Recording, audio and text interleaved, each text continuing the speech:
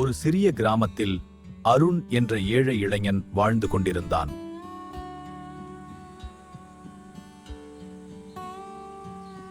அவர்களின் வாழ்க்கையில் இருந்த ஒரே சொத்து அந்த பசுதான்.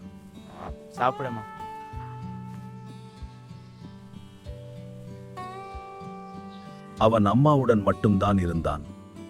அவர்கள் வாழ்க்கை மிகவும் கஷ்டமாக இருந்தது. வீட்டில் இருந்த ஒரே சொத்து ஒரு பசு. ஒரு நாள் கடன் வாங்கியவர்கள் வீட்டுக்கு வந்து, கடன் திருப்பி கொடுக்க முடியலனா இந்த பசுவை எடுத்துக்கொள்ளும் என்று கூறினார். ஐயோ, தயவு செய்து எங்களை மன்னியுங்கள். கொஞ்சம் அவகாசம் கொடுங்கள். இல்ல, இப்பவே பணம் கொண்டு வா. அருண் மிகவும் சோகமடைந்தான். அந்த பசுவும் எடுத்துச் செல்லப்பட்டது. அந்த இரவு அருணின் மனம் மிகவும் உடைந்தது.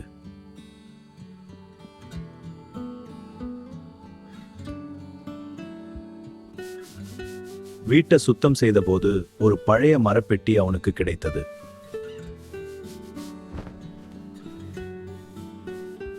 அதை திறந்தபோது அதற்குள் ஒரு பழைய ரகசிய வரைபடம் இருந்தது.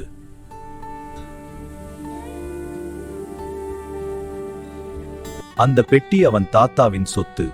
அந்த வரைபடத்தில் ஒரு குகைவு மற்றும் ஒரு புதையல் குறித்து குறிப்பு இருந்தது. அருண் அதை பார்த்து அதிர்ச்சி அடைந்தான்.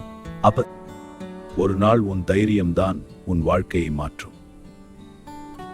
ஒரு நாள் அவன் தாத்தா கொடுத்த மாயக்கல் அவனுக்கு நினைவுக்கு வந்தது. அந்த புதையலை தேடி செல்ல அருண் தைரியமாக முடிவு செய்தான்.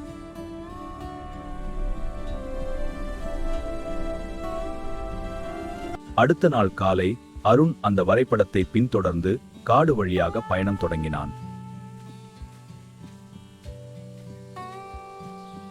பல தடைகளை கடந்து அவன் தொடர்ந்து நடந்தான்.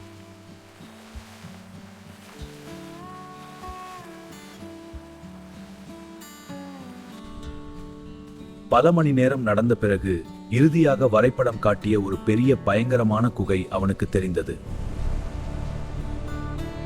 அவன் தைரியமாக அந்த குகைக்குள் நுழைந்தான்.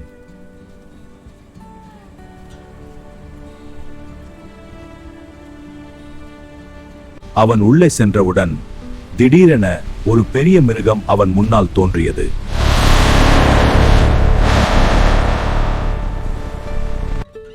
அருண் மிகவும் பயந்தான். ஆனால் தாத்தா கொடுத்திருந்த ஒரு மாயக்கல் அவன் கையில் இருந்தது. அந்த கல்லை உயர்த்தி பிடித்தவுடன் அதிலிருந்து வெளிச்சம் வந்தது.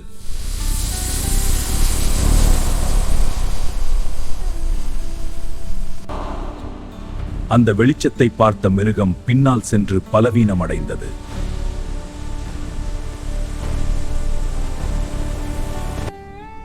அவன் மெதுவாக குகையின் உள்ளே சென்றான்.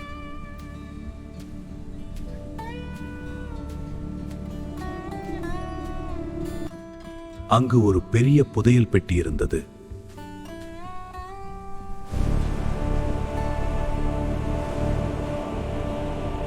அதை திறந்தபோது அருண் அதிர்ச்சி அடைந்தான்.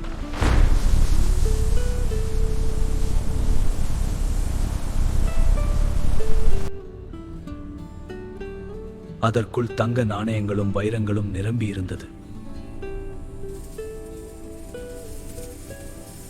அருணின் கண்களில் மகிழ்ச்சி கண்ணீர் வந்தது.